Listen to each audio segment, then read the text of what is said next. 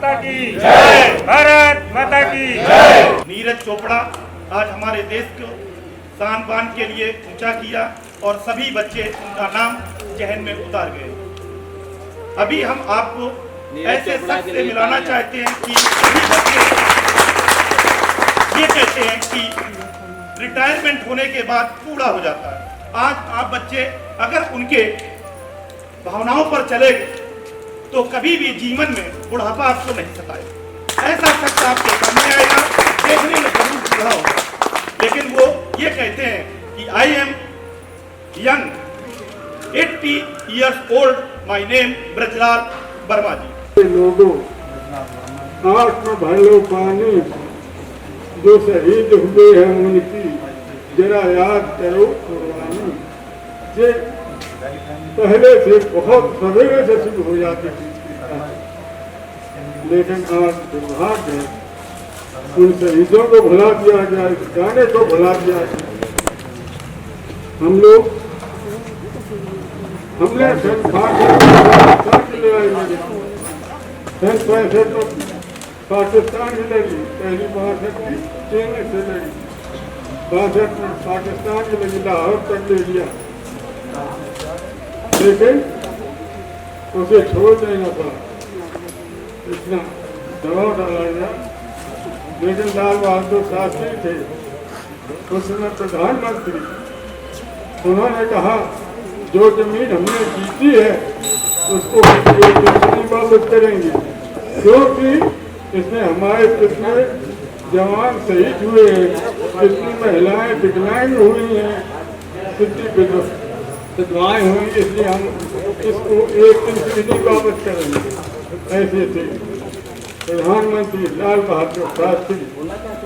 तापतंग समझौते में वो गए, वहाँ से उनकी मिट्टी आई थी, उनको क्या हुआ, क्या सदमा हुआ, कुछ कहा नहीं जा सकता। साथियों, हम और कुछ नहीं कहेंगे, इसमें कहना चाहते हैं जय हिंद।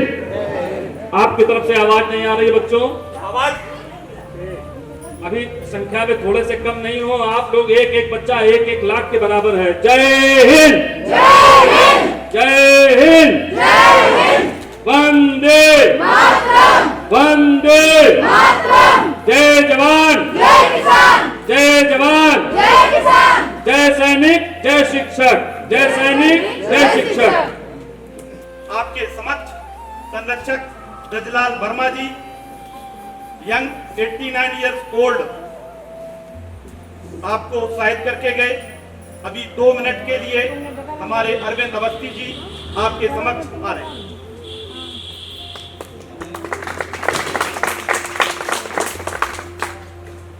हमारे सभी भाई बहनों और उपस्थित हमारे फौजी भाइयों का हमारी तरफ से अभिनंदन। आप सब लोगों को मालूम है, पहली बार नहीं है, इसको बोलते हैं 75वां आप स्वतंत्रता दिवस मना रहे हैं। हर बार जब भी ये स्वतंत्रता दिवस मनाया जाता है, कुछ न कुछ प्रेरणा आपको नया ऊर्जा दे करके जाता है। क्या आप लोग ये महसूस करेंगे कि कोई इस तरीके की ऊर्जा के आपके अंदर में कभी इस स्वतंत्रता दिवस में दी हो कि जो आप अध्ययन कर रहे हैं, आज के अध्ययन के बाद में निकला हुआ बच्चा जब नौकरी की भीख मांगता है, और यही आज से 250 साल पहले गुरुकुल से 18 साल का निकला हुआ बच्चा जब खुद नौकरी देता था, इस देश में कभी भीख नहीं मांगता था नौकरी की। और आज की ये शिक्षा व्यवस्था जो हमारे ऊपर थोपी गई है, जिसके लिए हमारे प्रधानमंत्री सतत लगे हुए हैं कि हम इस व्यवस्था को बदलें, और उन्होंने बदला।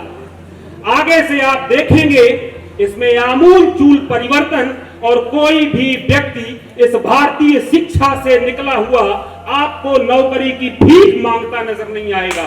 आज क्रांति का समय है, ये क्रांति मेरे देश में दोबारा आए, इसके लिए अभी तक की सरकारों ने इस देश में वो व्यवस्था करके रखी थी, आप भूल जाएं।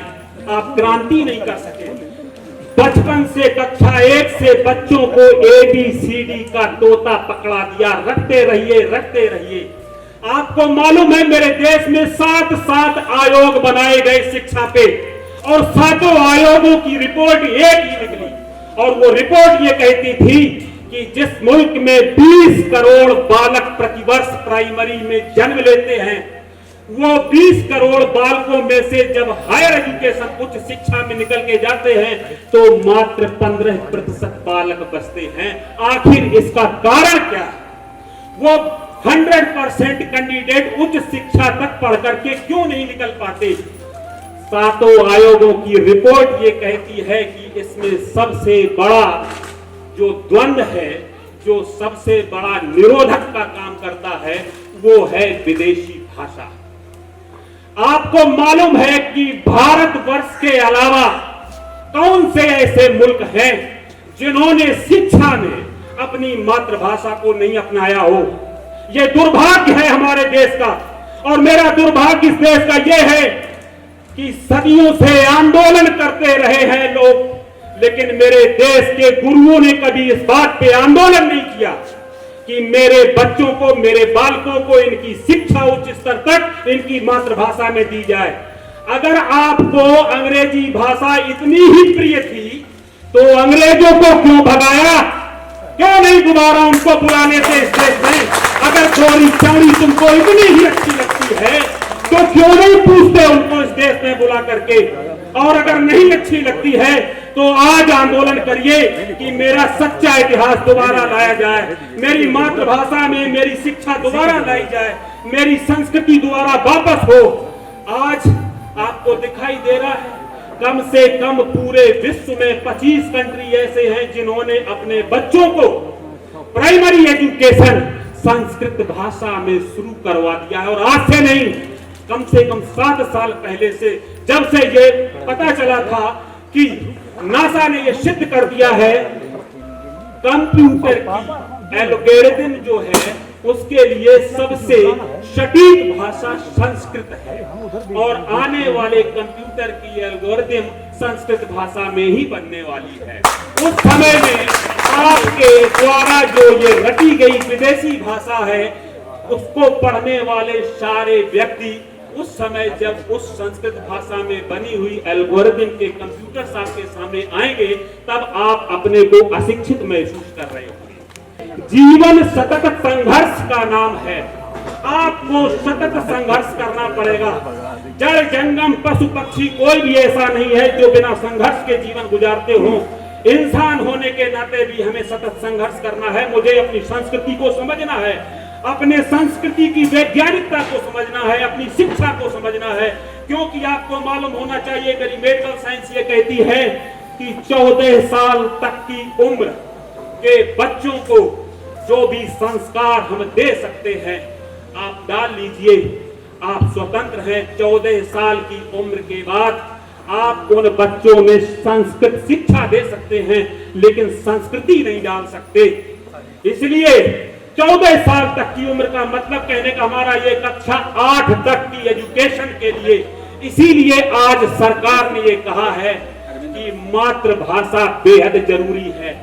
आपको मालूम नहीं है बच्चों, आप देखिए आज भी आपको पढ़े लिखे होने के बावजूद भी, मैं 2-3 मिनट और लूंगा उसके बाद समाप्त करता हूं, आपके पढ़े लिखे होने के बावजूद भी आपको मालूम नहीं है कि आप न्याय के लिए जब जाते हैं और अंग्रेजों के कानून 34,735 आज दिन तक इस देश में बामुकम्मल चल रहे हैं, आपको ये हक भी नहीं है कि आप ये कह दें कि पार्लियामेंट्री लैंग्वेज और जुडिशियरी लैंग्वेज हमारी मातृभाषा में क्यों नहीं है। क्योंकि ये देश जिसको आप स्वतंत्रता दिवस मना रहे हैं, ये आजादी हमने ली नहीं है, ये हमको आजादी दी गई है, और जो आजादी दी गई है वो ली भी जा सकती है।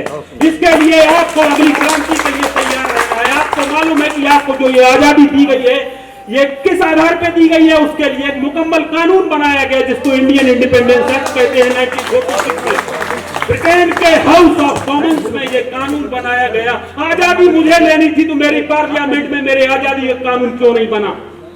क्यों ये हाउस ऑफ कॉमन्स ब्रिटेन में बनाया गया?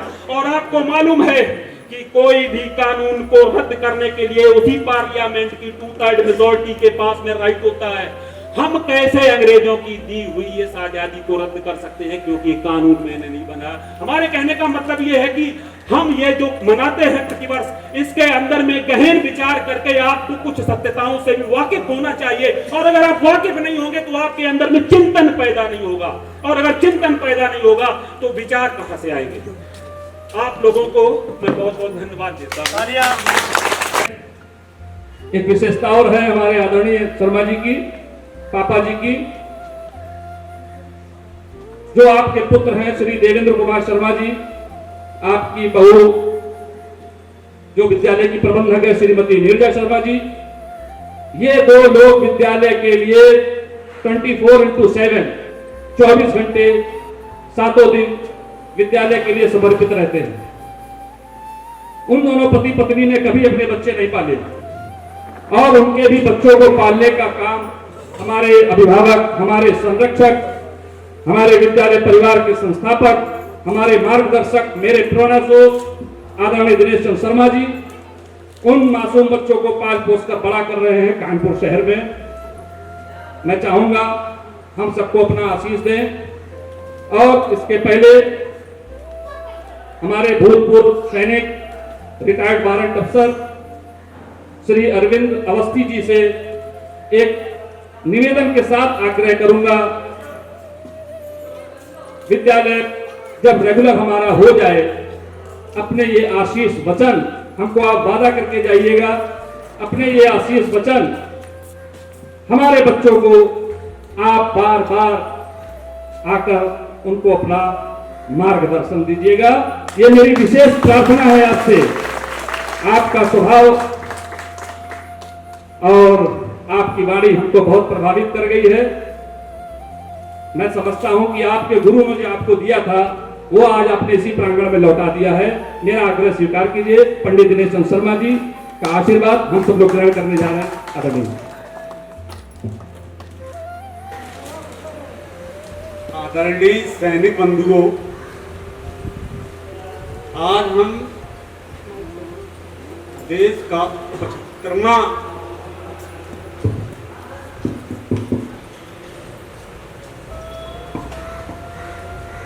स्वतंत्रता दिवस मना रहे। आदरणीय सैनिक जी, मैं ज्यादा तो बोलता बातता नहीं हूँ, वैसे अध्यापक रहा हूँ पैसे से, लेकिन आज मुझे हृदय से इतनी खुशी हो रही है जिसको मैं वर्णन नहीं कर सकता। हमें कल ये बताया गया कि विद्यालय में सैनिक उनका सम्मेलन, वैसे अपने स्वास्थ्य कारणों से मैं कम आ पाता हूँ, इधर 2 साल से बंद भी चल रहा है, तो मेरे मन में ये कंठा हुई, ये जिज्ञासा पैदा हुई कि मैं अपने सैनिक बंधुओं से जरूर मिलूं। और इस भाव को मुझे आज ये पूरा हो गया। मुझे यहाँ आया, अब मैं आया, मुझे देख करके बहुत खुशी हुई कि आप लोगों ने हमारे इस विद्यालय को पवित्र कर दिया।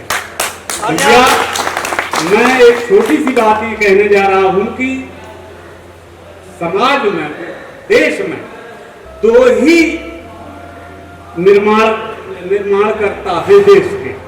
नंबर 1 सैनिक, उसको नेता माने या समाज न माने वो बात अलग है, लेकिन वास्तविकता ये है कि जो सैनिक हमारे देश को देता है वो दूसरा कोई नहीं दे सकता है। एक बात।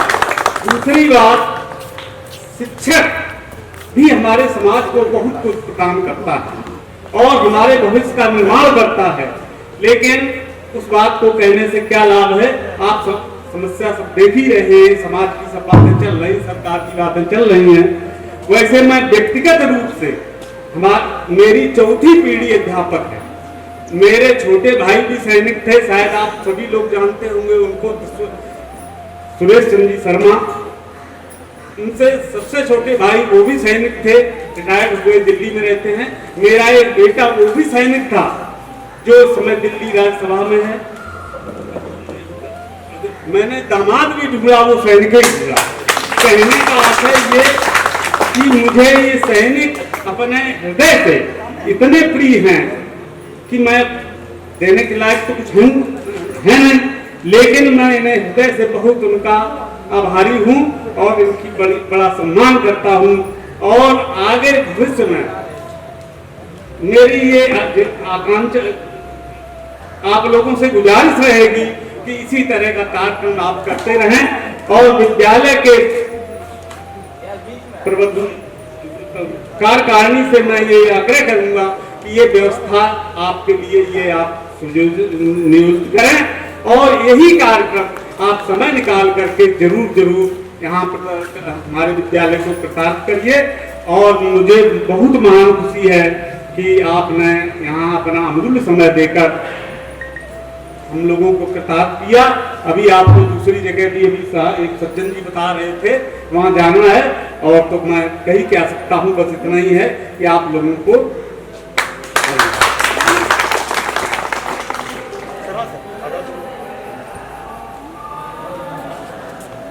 विद्यालय के संरक्षक माननीय पंडित दिनेश चंद्र शर्मा जी ने सभी बच्चों, शिक्षक शिक्षिकाएं और विद्यालय के अभिन्न परिवार और हमारे सदस्य व पदाधिकारी इंडियन वेटरन ऑर्गेनाइजेशन यानी हिंदी में राष्ट्रीय पूर्व सैनिक संगठन के सभी को अपना ज्ञान दिया।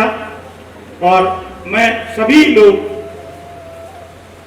पंडित दिनेश चंद्र शर्मा जी का तहे दिल से शुक्रिया अदा करता हूं।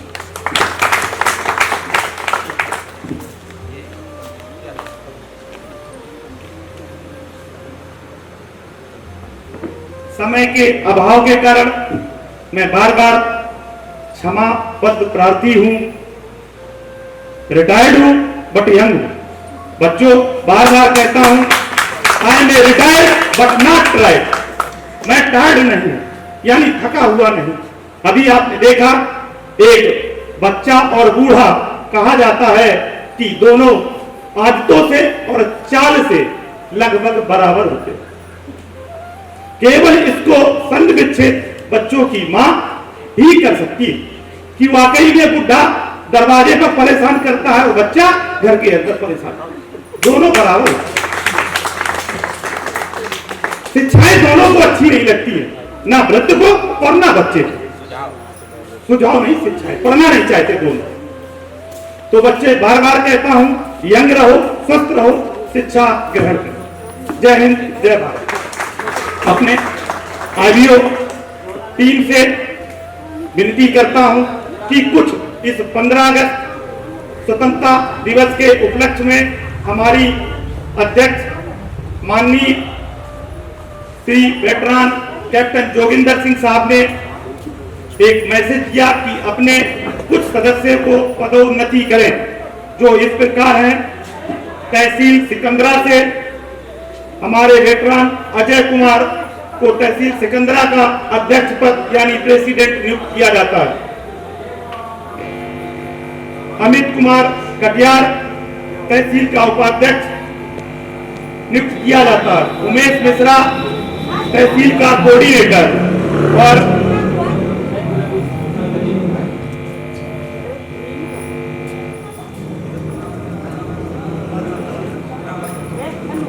वेटरन रामाश्रय पाल सर को बिलाट संदरपुर का उपाध्यक्ष और सुरेंद्र पाल सिंह बिलाट संदरपुर के अध्यक्ष पद का घोषणा की गई है। बिलाट झिझक में प्रेसिडेंट मिश्रा सबको अध्यक्ष पद नियुक्त किया गया था और अभी बिलाट झिझक में विनोद कुमार सिंह राठौर मड़ौली निवासी वाइस प्रेसिडेंट बिलाट झिझक का नियुक्ति दी गई है। डेरापुर झिझक सुगर सिंह यादव जी अध्यक्ष पद लिए हुए हैं। बिलाट यूथ विंग अध्यक्ष झिझक अभिनंदन शर्मा उर्फ नवीन और रसूलाबाद तहसील के हमारे आईडीओ किसी कारणवश नहीं पहुंच सके हैं। उनके पदभार जो हमें सूचना मिली थी हम आप समक्ष बता रहे हैं। कैप्टन जेडी यादव साहब को तहसील प्रेसिडेंट, कैप्टन आरटी तिवारी साहब वाइस प्रेसिडेंट और हवलदार धीरेन्द्र सिंह कोषाध्यक्ष नियुक्त किए गए हैं। बाकी जानकारियां शेष आपको बता दी जाएंगी। समय के अभाव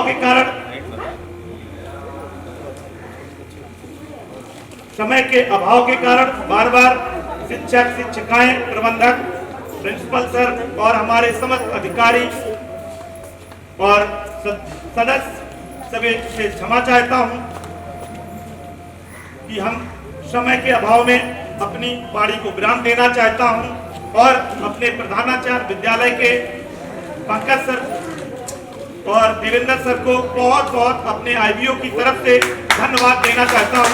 हमारा आईबीओ संगठन इसी तरह से बार बार इस विद्यालय की मदद में लगा रहेगा और हम तत्पर सभी यंग लोग हैं और यंग रहेंगे।